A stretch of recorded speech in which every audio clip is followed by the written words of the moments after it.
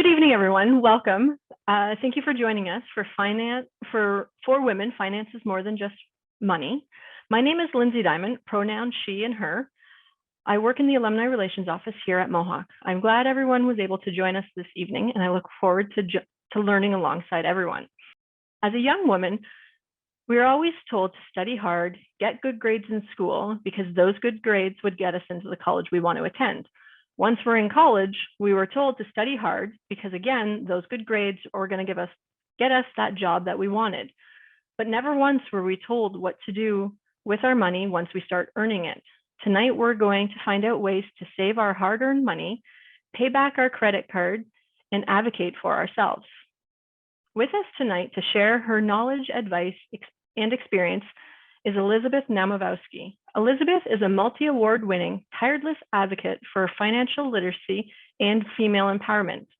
A Bay Street executive for over 20 years, she has championed for women in different countries for many decades. Host of Finance is Personal, public speaker, MC, panelist.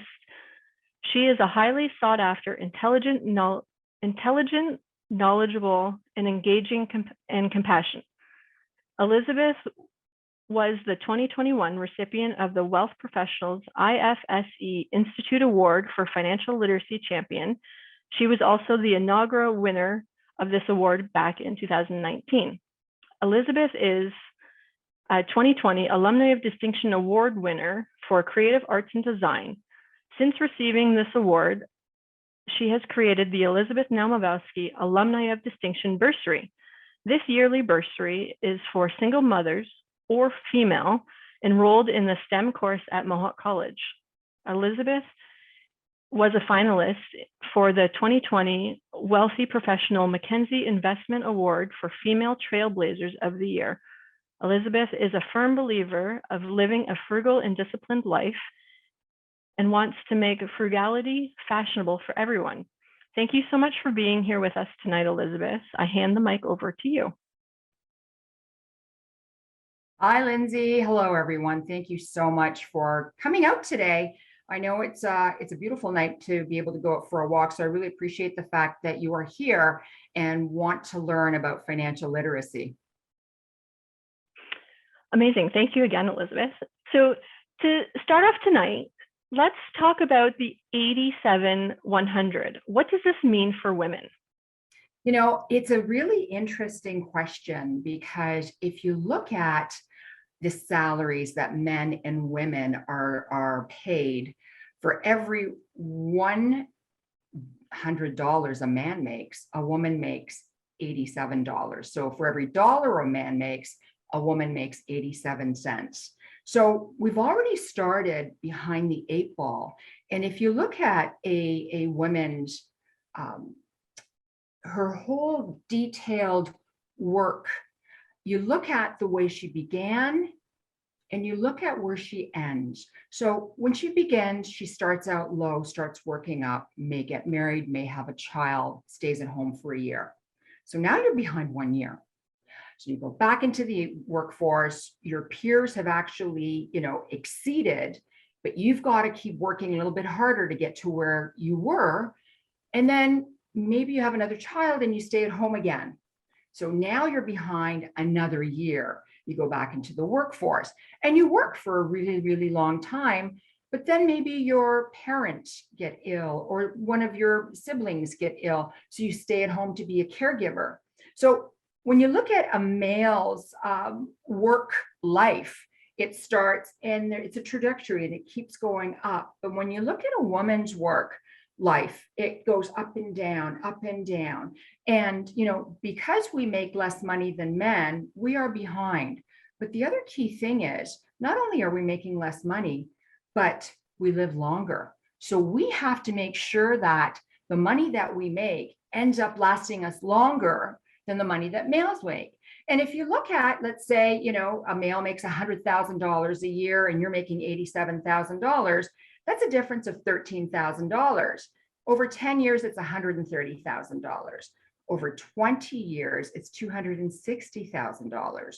So that's a lot of money to leave behind. So we have to be smarter with our money, and we need to make it last longer and make better decisions with it. That is very eye-opening. Even when we were putting this workshop together, it still is just very eye-opening for me. So wow. What can we do to live our lives and still save money though?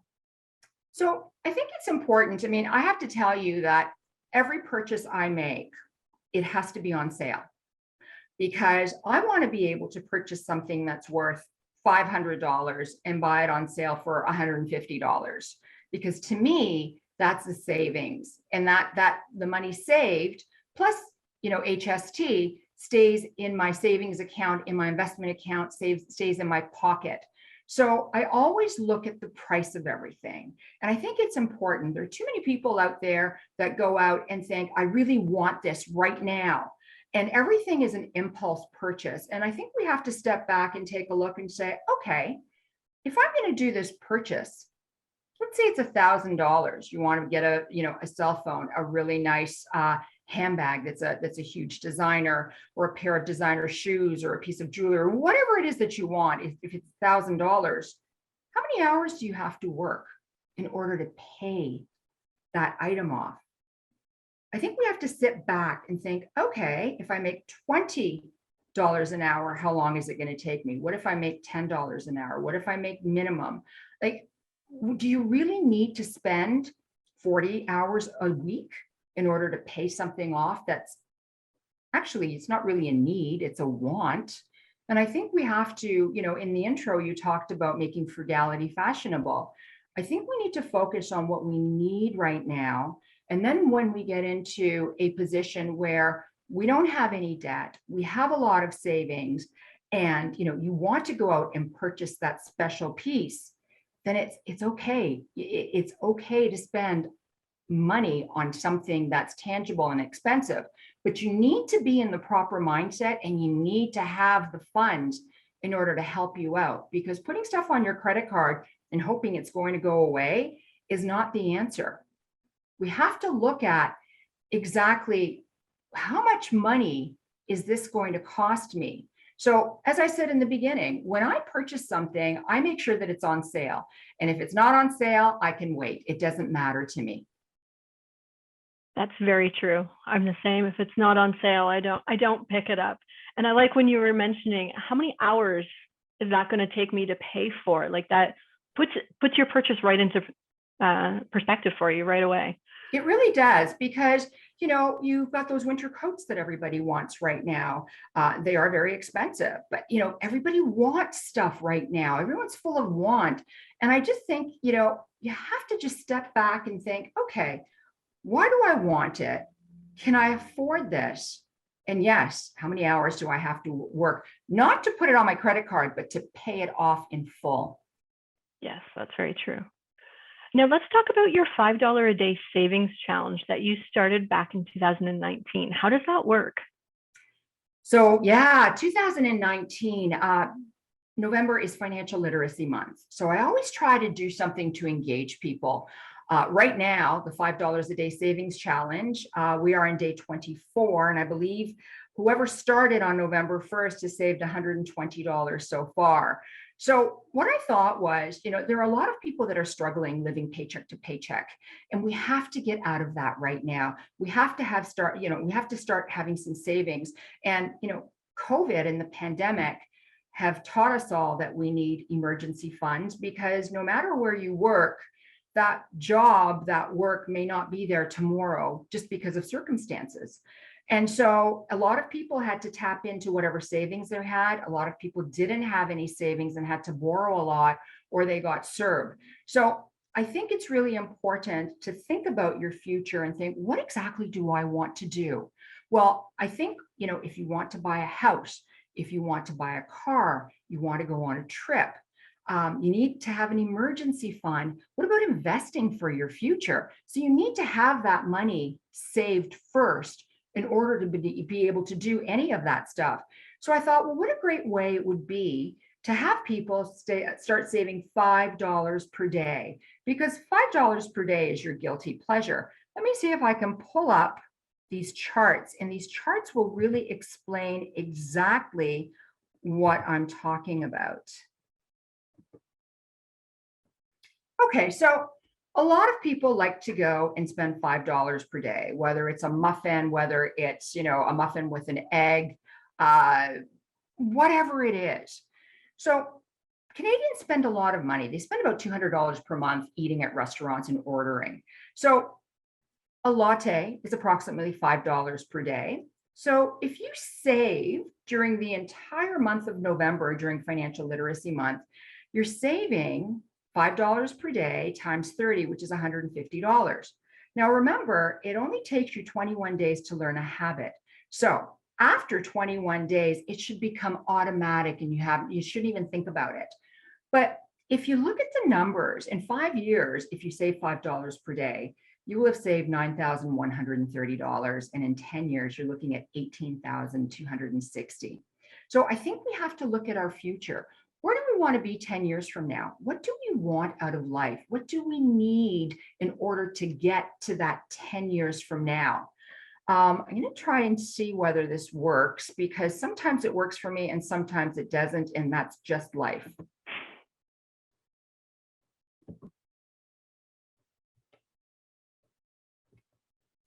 And today it's not working for me. I think something's happened to my computer where I can't. Lindsay, are you able to take this over? Yes, I can put up.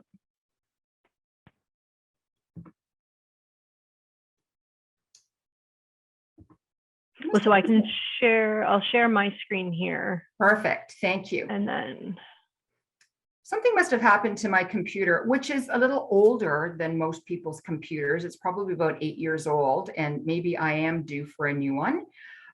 So let's look at adding things to the $5 per day. A lot of people get into the habit of buying their lunch every day whenever they're at work, right? It's easy because this way you don't have to meal prep and you can just go out and purchase it. Or a lot of people are spending money on meal prep kits. A lot of people are spending money on Uber deliveries, right? So let's just take $5 per day, your latte that you're spending at every morning. And then you've got your $14 per day lunch. It's probably more, but I'm using $14. So if you do this for 5 years, you will spend $34,200.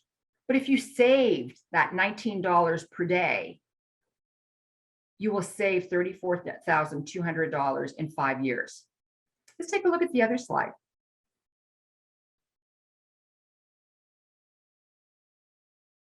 So as women, I mean, I love a nice mani-pedi, and the place around the corner here is $40 per mani-pedi. And so if you look at your $5, you go out and you buy your latte $5 per day, you have your $14 a day lunch, and then you just add a weekly mani-pedi. In 5 years, you've spent $43,800. But if you save that, look at, you've almost saved $50,000 in 5 years. So I think it's really important to think about where we spend our money. And if you buy it on sale, if you pay regular price. I like to play a game with myself. And if I buy something for $100 and I wear it 10 times, to me, it's 10 times a wear. So I like to amortize what I paid for it and the amount of times that I've worn it. It just makes me feel a lot better. Let's take a look at the other slide, Lindsay. So now, in the beginning, we talked about people are spending $200 per month eating out for dinner or lunch or brunch or whatever, or meeting your friends for cocktails, whatever it is. You've got $200 per month to go out and eat. So you've got your $5 per day latte, $14 per day lunch, $40 per week mani-pedi, and now you put an extra $200 per month. In 5 years, you spent $55,800. So it really, really does add up. Yeah, Lynn, you are 100% correct. But we don't think of it that way. We think, well, it's only $5 a day. Oh, it's only $14 a day. Well, I like my mani-pedis. It's only $40 per week. But once you start adding this up in your head, it's like, $55,800 would be a nice savings, and you can invest it. You can put, you can do whatever you need to do with it. And it's a great emergency fund. Let's take a look at the next one.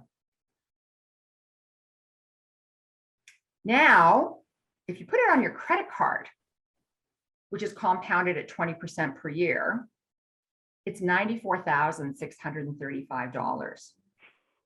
So this is what compounding interest looks like. This is what a lot of people don't think about when they put things on their credit card. And Lindsay, I know you and I are going to talk about this later on, but I think it's important to understand that, $5 latte, $14 lunch, $40 a week, mani-pedi, $200 a month just to go out and hang out with your friends, and just putting it on your credit card and not paying it off, that's a lot of money. It's almost $100,000 in 5 years. That's crazy. So we can go on to the next question now, because I think that's the last slide. Okay, perfect. I'll just stop sharing there. Okay. Wow. Like those graphs I'm such a visual person, so that just really puts it into perspective for me. Me too. And it brings it home, right? Because yes. I'm very visual. I'm tangible. I like to touch everything, and I like to see things as well. So for me, looking at that chart and seeing exactly where your money goes, I think is very powerful for people, because now you know that if you spend X amount every day, it just adds up very, very quickly. That's for sure. Wow. Okay. This is a great lead into our next question here. So you warn women to stay away from those FOMO, YOLO, and those impulse shopping sprees. What would you respond to someone who says, can't we just enjoy life and our purchases?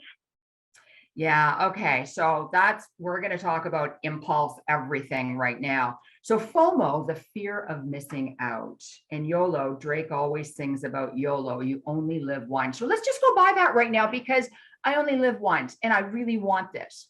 Well, the problem with only living once and dealing with FOMO, everything is basically, you want it right now. Everything is on an impulse.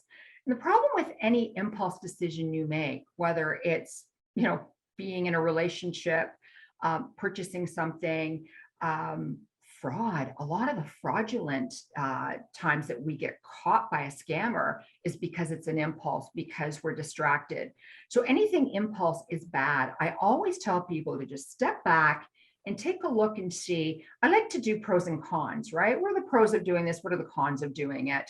I don't know whether you know this or not, Lindsay, but a lot of women have gone bankrupt because of the posts that they do on Instagram. So everybody wants to show off the most incredible life that they live, whether it's incredible or not. You can go and rent a jet. It's not going anywhere, but you can rent it and walk up the stairs and have your photo taken with a bottle of Cristal and a glass and pretend that you're having the high life. But all of these things cost a lot of money. And I know that there's a lot of women out there that don't want to be seen in the same outfit when they're posting on Instagram. And I know of people too that have gone on very cheap vacations and flights in order to get to a destination to take all these incredible, FOMO photos to show that they're living the high life. But the problem with this is, okay, so things are cheap, okay, but you still have to pay for your food. You still have to pay for cabs. You still have to pay for, certain transportation, whether it's if it's a bus or whatever to get there. And that all adds up. And what do? You put it on your credit card and hope that it goes away. The problem is, if you put your head in the sand and pretend that it's going to go away, it isn't. It just exacerbates the whole situation, and it gets worse over time. And then you get depressed and your debt just keeps rising. And it's just this awful domino effect to be in. So we really have to think about the whole FOMO thing and, the whole YOLO. I want it right now. It's funny. I was talking to someone, we just ordered something for them at the office, and they were asking me when it was going to be delivered. And I said, well, it's got to be printed. This has to happen, and this has to happen, and it takes a little bit of time.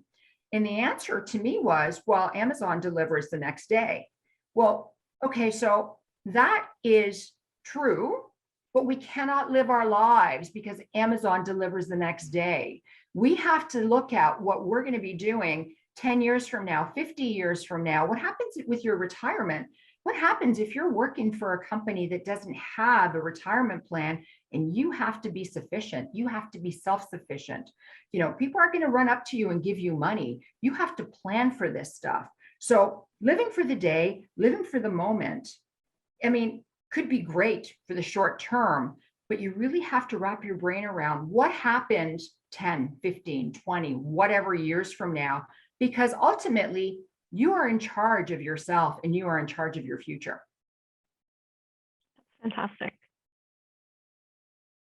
So speaking about purchases and using our credit cards to make these purchases, let's talk about paying just that minimum payment on that monthly credit card bill.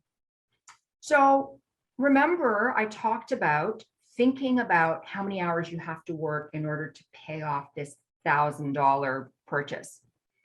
So I was looking at, I don't know if any of you have noticed, when you look at your credit card statement, there is a little tab on the side and it will tell you, you know, pay your minimum $10. And if you pay the minimum, how long it will take you to pay it off. So I looked at my credit card statement and I think it was like $995 or $957. It was close to $1,000. But the little tab on the side told me that if I only paid the $10 minimum, which a lot of people like to do is just pay the minimum, it'll take me almost 8 years to pay that off. So never mind thinking about how many hours you have to work to pay this off. If you only pay the $10 minimum, 8 years is a long investment for $1,000 purchase. And I always tell this story, and it's a very funny story. I got married in 2019. And we, put a lot of our bills on the credit card and paid it off every month. Well, the last payment was the alcohol portion, which was $13,000. And you think, okay, well, $13,000, that's kind of maybe the average that most people have debt if you don't have a mortgage. $13,000 of purchases or whatever it is, car payments, $13,000 is about the right number. But when I looked at the minimum $10 payment, it was going to take me 108 years and 11 months to pay off. Now, that is a lifetime commitment. And I mean, I don't have a problem committing to my friends and family. I have a problem committing to that type of debt. That's a very large commitment there when you break it down like that. It outlives you. Pardon? It outlives you. Yes, that's for sure. That is for sure. Was there anything else about the credit card statement that we wanted to talk about? Yeah, I think it's really important, especially right now during COVID. Everybody has been working from home. Everybody's been homeschooling. There's so much happening in your home. And so people end up getting distracted and not really looking at stuff. Statements come in and you're like, okay, well, that's automatically paid. And okay, here's my credit card statement. I think it's important to look at those statements on a monthly basis. I do. I look at it and I see, is there a charge on there that doesn't belong to me? I've had my credit card compromised twice during COVID. It's not like I was going anywhere, but it happens. So I want to make sure that there are no charges on my statement that don't belong to me. Now, a lot of people sign up for a free subscription to something. It's free for a month, for 3 months, for a year, for 6 months. But a lot of people forget that you have to put your credit card down to sign up for that subscription. And if you don't really cancel it, it keeps going. So are you actually paying for a free subscription that should have, ended a month ago, 3 months ago, a year ago, but it's still being charged on a monthly basis on your credit card? Now, what about the subscriptions that you've actually canceled? And you said, you know what, I'm canceling this no more. Because I know of someone who had canceled a subscription, a monthly subscription, but they were being charged delivery charges still. So you really have to advocate for yourself and you really have to take a look at your statements and make sure that whatever is on there is yours. One of the things that I did during COVID is I looked and I saw that my credit card company had almost doubled in what I was paying originally. So I contacted them to cancel. I shopped around. And I think that's important. We really have to shop around for ourselves, and we really have to pay attention to where our money goes, where we're spending it, and where it's going when we're making it as well, right? We have to take, we have to take the time and look at things for ourselves. We make reservations at restaurants. We go and we book, going to the theater, and we research, if we're purchasing a pet, what type of a pet, but we don't spend the time on ourselves and make sure that we're taking good care of us, and we're taking good care of what we're doing. So I did contact the alarm company, and I said, like, this is a bit ridiculous. I've got this, 20-year-old alarm system, and now I'm paying double for something that's kind of doesn't exist anymore. And so I said, I think I'm going to go elsewhere. And they said, after 20 years, I think it's really important. You've been a really good customer. You've been a good client. We're going to upgrade your alarm system, and we're going to put all these bells and whistles on, and we're going to drop your monthly rate. Right? Now, if I didn't call them and say this, then I would have never known, and I would have just kept with the 20-year-old alarm system and paid double what I was supposed to be paying. So I think it's important, whether it's your cell phone, whether it's your home phone, whatever it is, ask questions. My mother always said, if you don't know, ask. Worst case scenario, somebody says no. Best case scenario, you get a new alarm system, you get a new monthly quote, and everyone's happy all around. So I think credit card statements really tell you a lot about who you are, where you're spending your money, and what's happening. And the other thing too is there's a lot of fraud going on out there, right? We really need to advocate for ourselves and make sure that what's on our statement is correct. And once again, if I'm going to talk about scams and frauds, never give anyone your personal information, whether it's by text, an email, or a phone call. Every financial institution, every government agency, they all have the information they need from you. You do not need to share it with anyone. And I mean, a friend of mine at work was saying that she got a text saying, TD Bank, her card was compromised. I get them from TD Bank, from Royal Bank, from Scotia Bank, from BMO. It's a numbers game. Scammers will just send out texts for every single solitary bank in our country, hoping that you bank with one of them and you will give them your PIN or your credit card information or whatever. So when in doubt, pick up your credit card, look at the back, call the number on the back, and call them and ask them if there's a problem with your card. So, it's all tied in together. And again, ask questions and make sure that you're protecting yourself. That's great advice. And it is so important. There's been so many times that I feel like I talk to my cable provider once a year because I'm always calling and questioning why has this charge gone up and stuff. So it can be a little bit time consuming, but I feel it's so important that we advocate for ourselves and stuff. You're right. And you know what? Maybe it's better for you to call them more than just once a year, maybe do it every 6 months, because a lot of times they have specials and sales and they won't tell you unless you call and say, hey, what's on sale right now? What do you have that's going on? That's great advice. I never even thought to just give them a call and almost check in, see where we can save and stuff. I always notice there's, just as soon as the bill goes up once, I'm just like, nope, I'm just going to give them a call, see what's going on. Good for you. That's awesome. I'm really glad that you do that. Yeah. So women always talk about having a voice in the boardroom and at work, but you also believe that it's important to advocate for ourselves in our personal lives. And that touches upon you calling the cable provider or whatever. And, I've been speaking to a lot of people during COVID. This is actually my last speech for 2021. And this is, I think, number 30 since COVID began. Wow. But a lot of the times I've been speaking to either university or college students.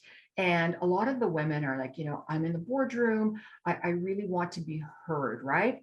And I think it's more important for you to have your voice heard personally, because once you get that outside of work, you'll have it in work. So what I mean is, A few years ago, it was January or February, and I had this water coming through the light fixtures on the top floor of my house. And so at the time, I think the yellow pages were still around. So this was a while ago.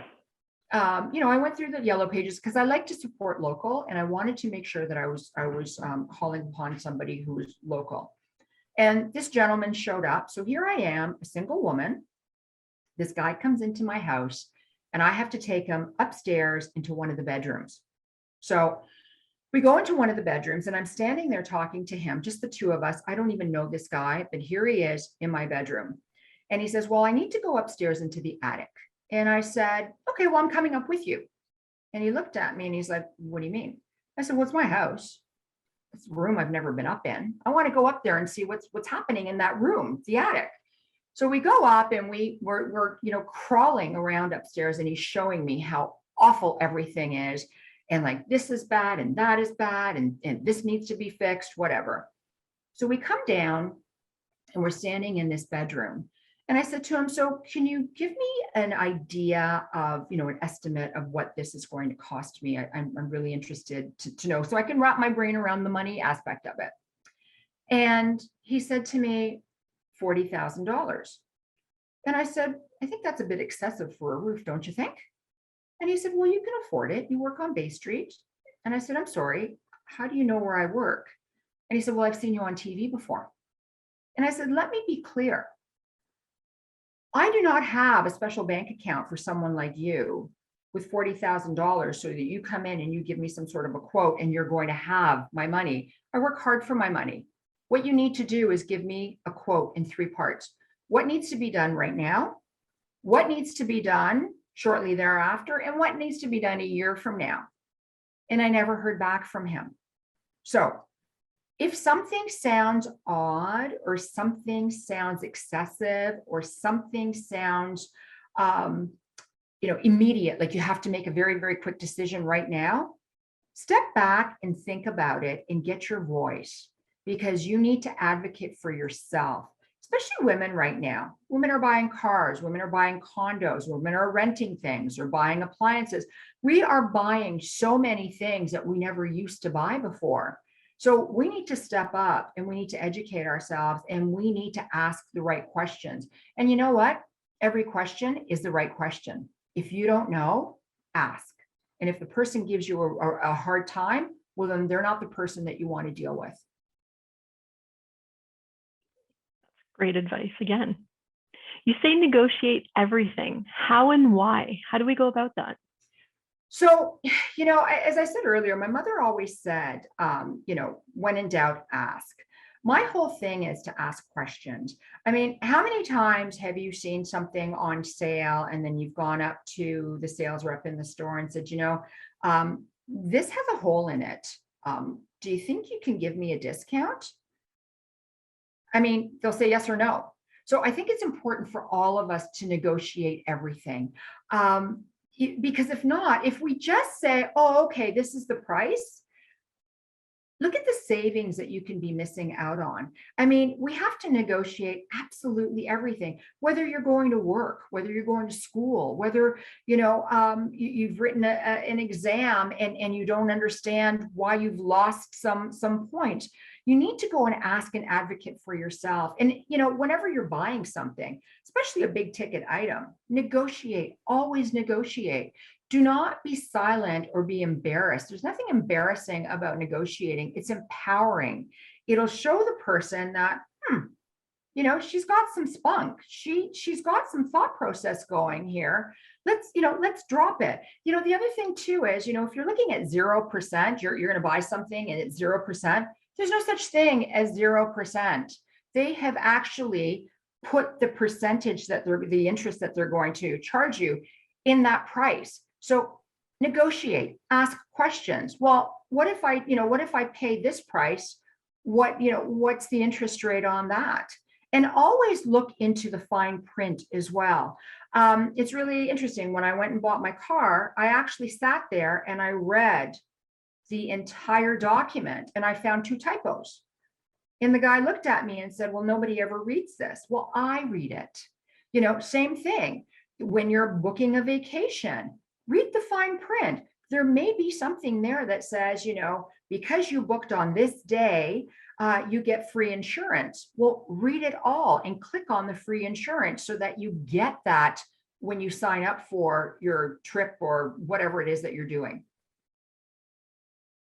That is very important to, always read that fine print and stuff. And I'll be honest, there's been times where I just kind of skim it and then it's like, whoa, maybe I should go back and read that. So it's very important to read that fine print. But everybody, when you sign up for something on your cell phone, it gives you the privacy policy, it gives you everything, and everybody just clicks okay, because no one can be bothered to read it. But I think nowadays, when you look at buying a big ticket item, or even, going on a trip or something, organizations right now are trying to get things back to normal. And a lot of them do have a lot of free stuff that you can just click on because you read the information. That's great advice. We all have that voice in our heads that bring us down. How do we deal with this? Yeah, the negativity, that negative nagging in your head. And it's also called the imposter syndrome, where, you don't think you're good enough. You don't think you're qualified enough. You just don't think that why am I here? I struggle with that as well. It's a hard thing to go through, but I think one of the key things to understand is that when you're going through that negativity in your head, you're the only one who hears it. You're the only one who experiences it. So you need to talk to somebody. You need to talk to a really good friend, a therapist, somebody that you can actually, wear your heart on your sleeve and say, this is how I'm feeling. Because I feel it all the time. No matter how successful you are, you still feel it, because you're just like, well, how did I get here? Like, am I fooling people? Should I really be here? Or, am I really that qualified? And it's really interesting. I did a TV show, and her name escapes me right now, and I'm so sorry that it does. But she did her PhD on men and women in the workforce. And women would go for this same job. So men and women went for the same job. It was a global corporation that was worldwide. And when you went in for this job, they basically said to you, it's not a 40-hour work week. It's more like a 60-hour work week. Are you good with that? Everyone said yes. Male, female, yes. The women ended up going to HR saying, you know what? I really can't do the 60 hours. It's too much for me. I have a family. I'd rather drop to 40-hour work week. And HR was like, okay, we're going to drop your pay by 20%. And the women were like, okay, this is cool, right?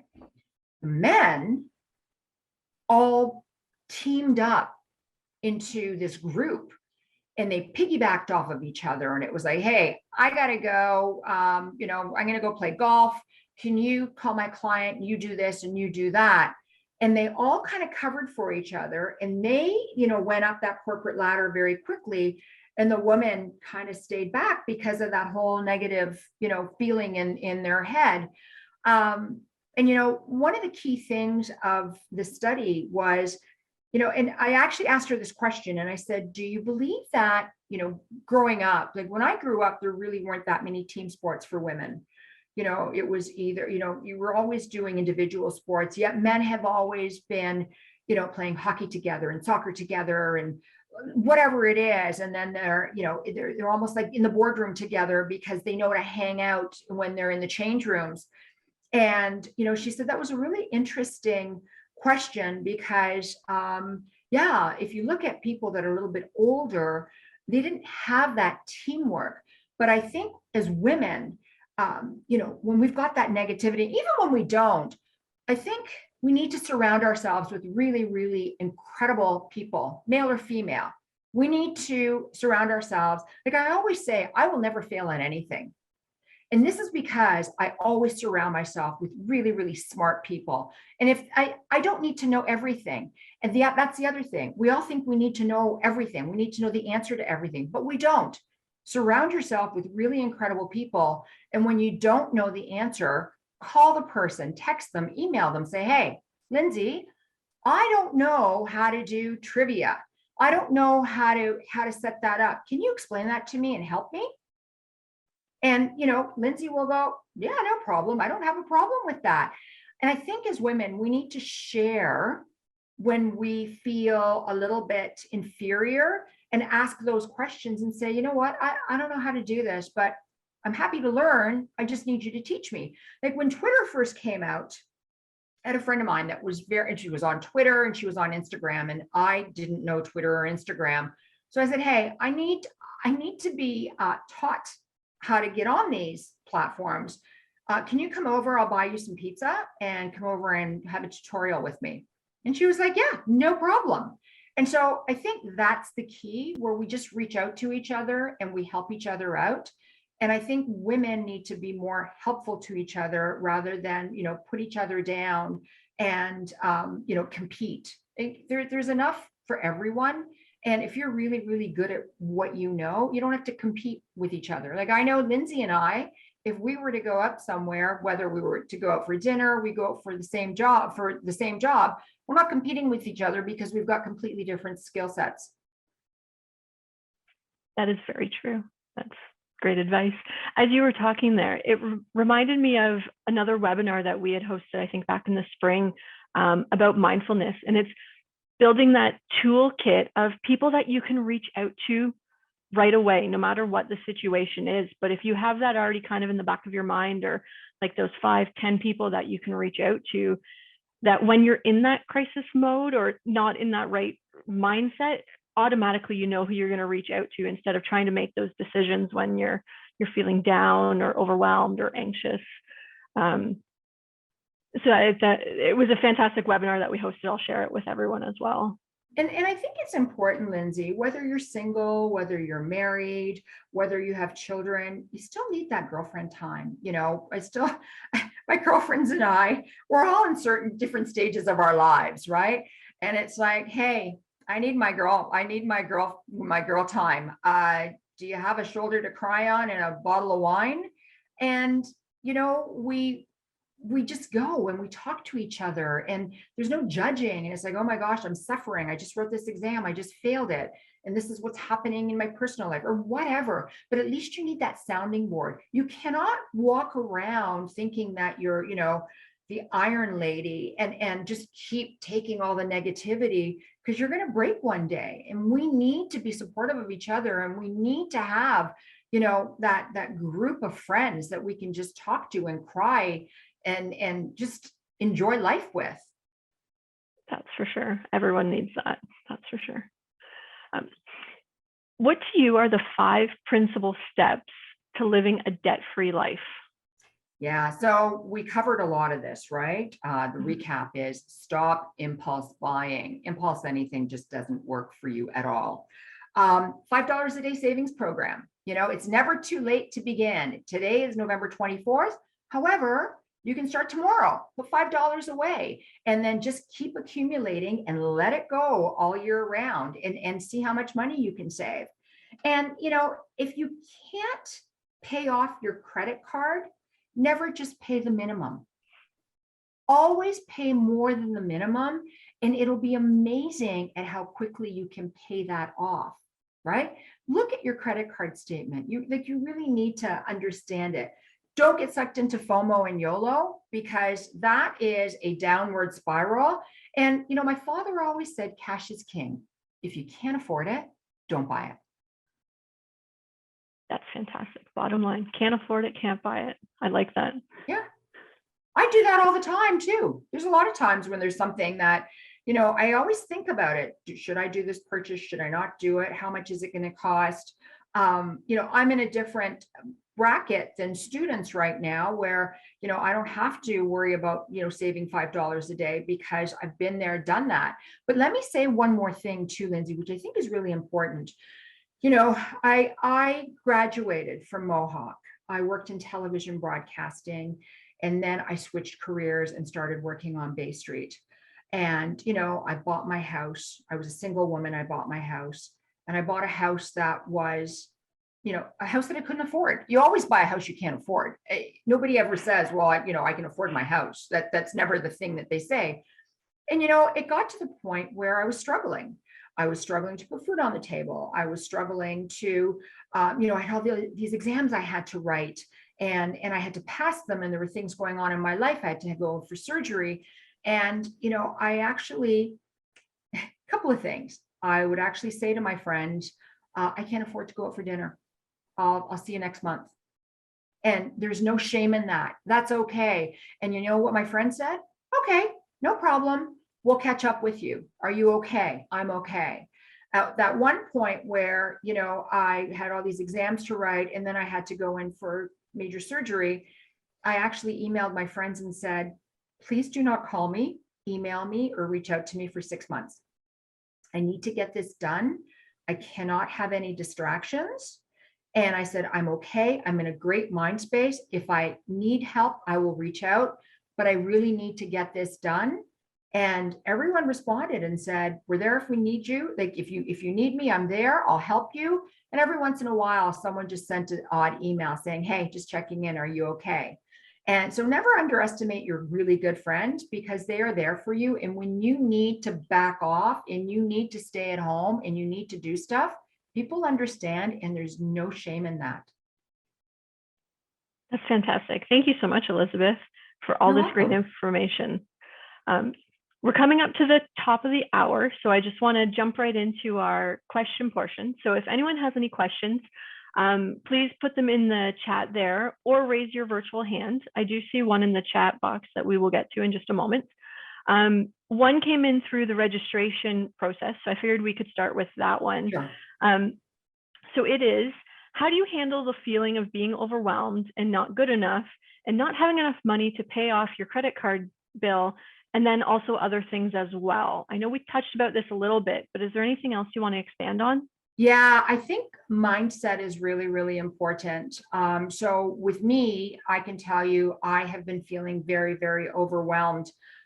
This is my fourth speech in November, and I just, I'm studying for an exam, and it's a tough exam too. So, here I am, putting together stuff for speeches and trying to study, and yet I work full time, and I also have my friends and my mom and dad, and I've got my husband too, and my cat. So there's a lot going on in my life. So a few things that I do for me, I use my calendar. Everything is in my calendar. Everything is timed in my calendar. And I work out. I get up at 5:30 every morning and I work out before I go to the office. I make sure that something I learned during my COVID process is I need a lot of protein. So I eat 120 grams plus protein per day to keep my mind where it should be and keep my focus. Working out for me is very important because it gets that negativity out of my system and I feel refreshed when I work out. And it doesn't matter. Like I personally, I used to do the F45 workout during COVID, which is a very high intensity, but I needed to step back and just, slow down. So now I do weights five days a week, and then I do cardio 2 days a week. So you have to find what works for you personally. But for me, having a calendar and working out every day have just been my savior. That's fantastic advice. So going to the question that's in the chat here, what do you suggest women do financially when in a relationship? What are your thoughts around the joint bank accounts? Yeah, so that's a really important question, right? And here are my thoughts. I am a firm believer of having your own money and having a joint account. There are too many women who end up meeting their partner when they're very, very young. And as they grow old together, they grow apart and everything has been joint. And a lot of these women, some could be in very abusive relationships. Some could be in a relationship where their spouse has all the money and they don't have money. They only have a budget. And that impedes their strength, their stability to leave and find a better life for themselves. So I am a very firm believer of having my own bank account and having a joint bank account, because I have worked hard for my two careers. I have worked hard for myself, and I want to make sure that, never mind, it doesn't matter how hard a woman works, it doesn't matter how successful a woman is, you still have that feeling deep down inside that one day you're going to be like those old fashioned, you know, homeless women who are eating, not well and don't have anything. Every woman, no matter how much money you make, no matter how much money you have, you always have that feeling deep down inside that you're never going to have enough and you're never going to retire properly. So I do believe that you should always have your own money, and you should always have some liquid money, something that you can call upon in an emergency, like an emergency fund. But having joint accounts, I think, is important as well, because that also builds upon the trust with your partner. And it's good for you to build stuff together. That's great advice. I just want to touch upon when you said an emergency fund. What do you advise is it 3 months of expenses? Like, how much of an emergency fund should people have? That's a really good question. And that question gets asked over and over again. And it all depends. Like, it depends on what your lifestyle is, right? Some people on here may be students. Some people on here may have a very, very lavish lifestyle and no debt. So it all depends on, how much money it is that you have. 3 months, I think, is really, really good, because what happens when all of a sudden you don't have a job and we have another pandemic and we have another shutdown and people are let go again? How many people are going to be able to survive off of their emergency fund? And you know what? An emergency fund is just that. It's, putting aside thousands of dollars, whether it's 5,000, 10,000. I mean, that's a good amount, because that'll help you out, in the next pandemic or next major emergency. But that emergency money, is not to go on vacation or buy that expensive whatever it is, or use it towards your car. That's money that you have to put aside, and you kind of forget that it's there, because it's there for an emergency. That's fantastic. Thank you. I feel like we could go on all evening, but we're getting close to the top of the hour now. I can talk for hours. So thank you so much, Elizabeth, for all of your insight, your knowledge, your advice that you've shared with us tonight. I'm definitely going to be rewatching this recording, because there's so much information that you've shared with us. So thank you very much. As we wrap up, I just want to mention that through Alumni, we have still a handful of events that are coming up into the month of December. So we have on December 4th, our second annual virtual children's holiday party. On December 7th, we're hosting another webinar, Cooking with Holiday Leftovers. So it's a great way that you can learn what to do with all those leftover scraps that we have from hosting our families and stuff around the holiday time. Our next Career Ready webinar that we have coming up is Change Management, Working and Living in Times of Change, as we're transitioning through different times. So I feel like this webinar is going to be fantastic. And then also we host monthly trivia nights. So our next trivia night is December 16th. All things Disney is our theme. If you're looking to sign up for any of these events, please visit our website, mohawkcollege.ca/alumni events, all one word, or follow us on social media. We post everything online there too. So thank you everyone for joining us tonight. Oh, yes, Elizabeth.